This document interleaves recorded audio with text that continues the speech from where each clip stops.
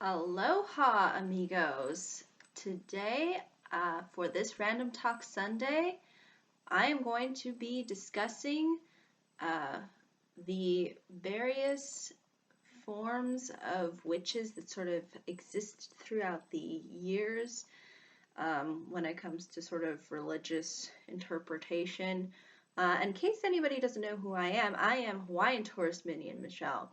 And so this is going to be my video, and it's my first one out of doing uh, videos ever. So hopefully it all turns out well. So basically, for this particular video when discussing wishes, I kind of want to go sort of back into the beginning and define a witch in a more broader sense. Oftentimes we think of the witch through various forms of entertainment as the very old, kind of haggard woman with the green face and the broomstick and the black cat, and she can fly and whatnot. But the real origins of witches, I think, can stem largely historically further back and obviously have different uh, associations to them than what usually we think of when it comes to today's culture. Um, so really, if you really want to look back at really the origin of witches, you almost have to start with ancient times, because within ancient times, a lot of religions were polytheistic, meaning that they worshipped multiple gods and goddesses and such. And goddesses were really part of this equation in the sense that they were women and represented sort of the female gender, and oftentimes they would be represented as a force of nature, in particular one for fertility, for health, whatnot. So there was a lot of different cultures and a lot of different interpretations, but really these goddesses supposedly had powers and were capable of doing supernatural kinds of things. And this is really where sort of the witch comes about, because it's giving this kind of ultimate sorcery to women in particular. Although obviously there were men that were accused of witchcraft over the years, largely its origin is based with the female gender in particular. And a lot of pagan traditions ended up sort of developing their own ways of interpreting these kinds of female figures. And it's not until we get into Christianity within the Dark Ages where you see the sort of darker side of what was supposed to be largely positive within the pagan tradition. Even though at some points, obviously, there were females that were capable of doing rather significant harm. For example, the sirens in Homer's Odyssey are a perfect example. So there was an interesting kind of blend with various traditions as to sort of good female representations and then sort of wicked female representations. And eventually, not only did the Christian tradition sort of shift the witch into being something very evil and deplorable, but it also had to do with the circumstances during the time, which was the Black Plague. Now, a lot of people during this time were very afraid and intimidated about what was happening around them. They didn't have any science, they didn't have any knowledge about how the Black Plague really did spread, and so they kind of felt that there needed to be some supernatural explanation to it, and a lot of it being the work of the devil.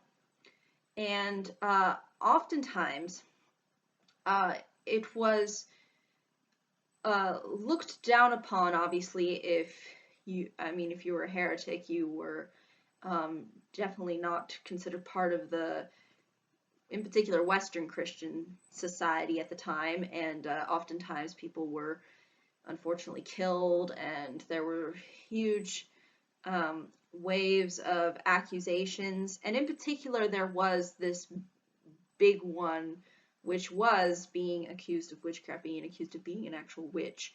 Um, and the way they interpreted the witch is basically someone who is basically worshiping the devil.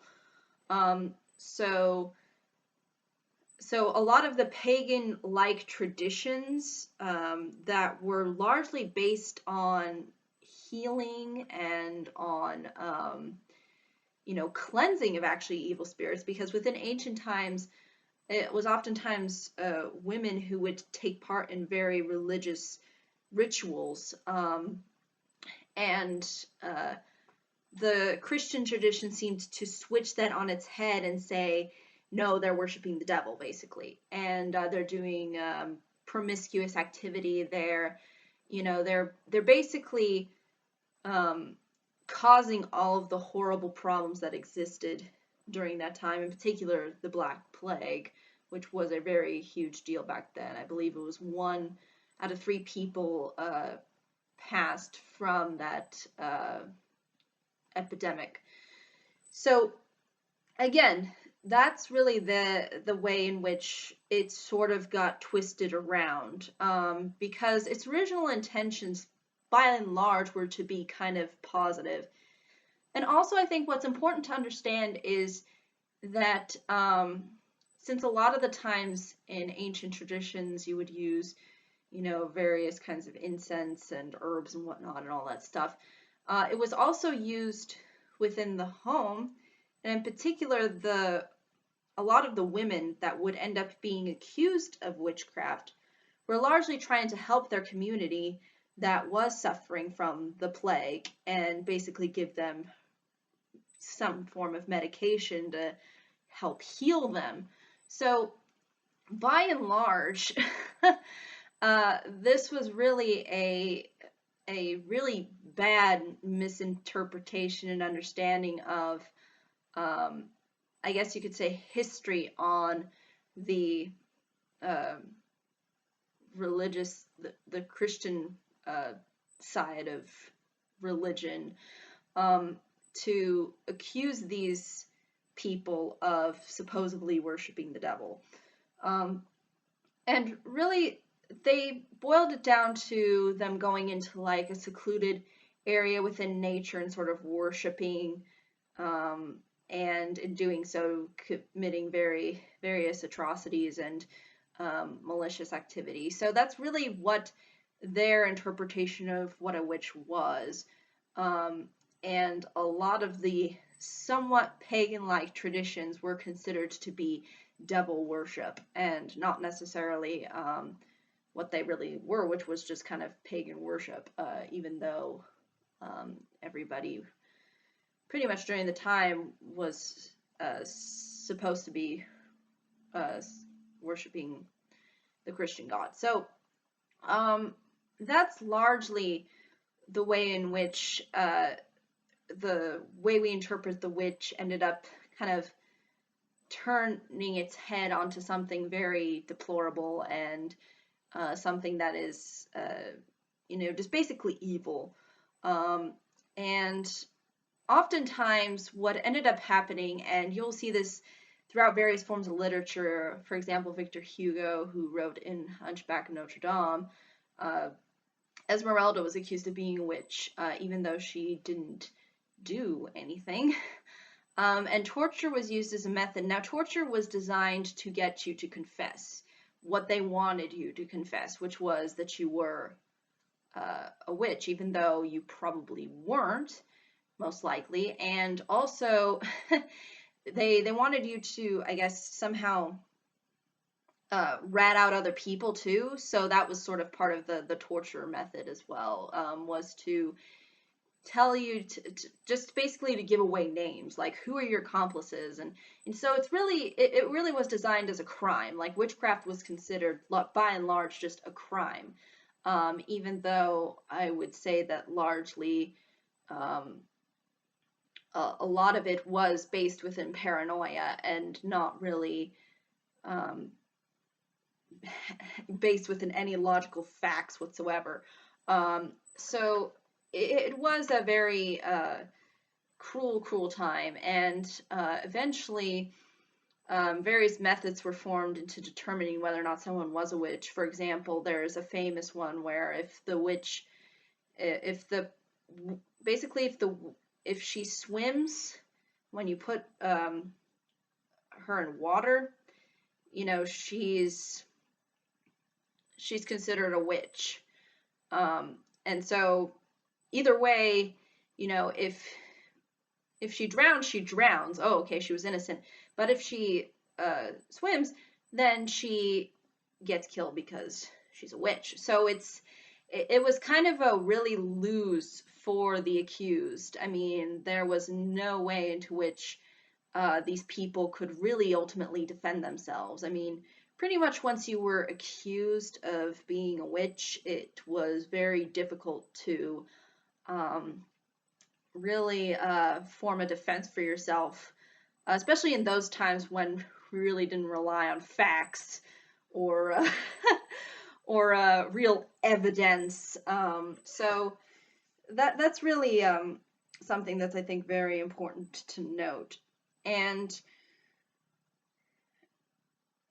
the most famous case that involves witches is obviously the Salem witch trials, and there have been various interpretations of this. If you read the play The Crucible, you will sort of see how those trials are kind of carried out, although it's got some inconsistency as far as the history is concerned. But by and large, the Salem witch trials did show you how the paranoia was carried over to, Massachusetts in the early colonial period, and how eventually people just started ratting people out for really no real reason, or because they were kind of the outsiders of the group, and so they were the easiest to kind of accuse of doing something wrong. And so that's kind of the, I think, important thing to understand about this whole witch hunt activity. It was primarily based on fear. People were afraid of these witches, and they were afraid of things that they couldn't understand. And that's really the unfortunate fact about the whole history of witches, is that a lot of it is based on accusation, and the whole characterization of a witch is completely based within this kind of myth that the Christian religion sort of created, and largely is based within sort of these various pagan-like traditions. And this is why you see the black cat as an example. They thought that a black cat meant that the witch had this evil spirit, like the cat was a representation of a evil, like, spirit, and you know, they thought that she had somehow supernatural powers and that she could fly, and that they would all sort of fly together to go and into a secluded area where they would, you know, basically worship the devil and whatnot. So that's really the kind of very creepy, you know, kind of condemning version of the witch that we, I think, largely are exposed to nowadays.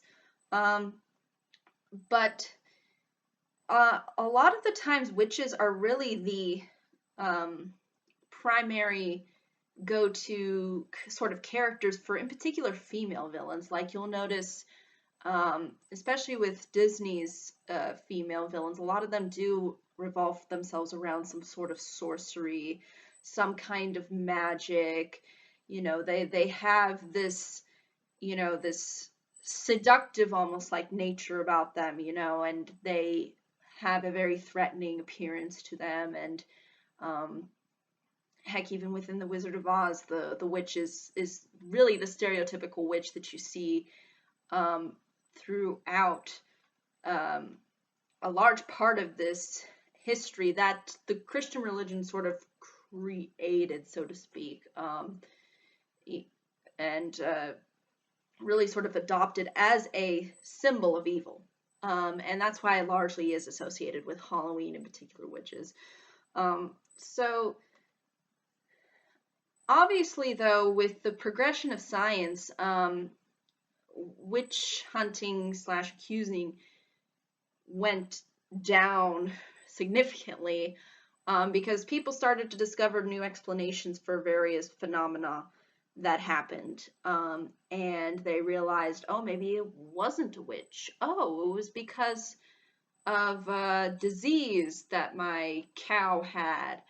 Oh, it was it was because of hypothermia that so and so passed away. Or people started to really understand why certain things are the way they are, and that was largely due to people sort of letting go of superstition and eventually embracing various forms of science to explain certain things.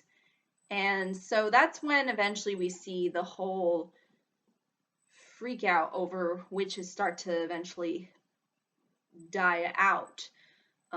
So that's really the essence of the whole ordeal with witches, is largely it was designed to be accusatory, and it was also designed to showcase a certain amount of power that evil was supposed to have, supposedly, even though with science we were able to discover that these things oftentimes have a logical conclusion to them, instead of it being a result of a witch casting a spell or something. So it's a very fascinating history with witches, because oftentimes they're looked at as the enemy, even largely today. And I would say, though, that there is still some good in the intentions of those who were probably accused of trying to do harm onto their neighbors.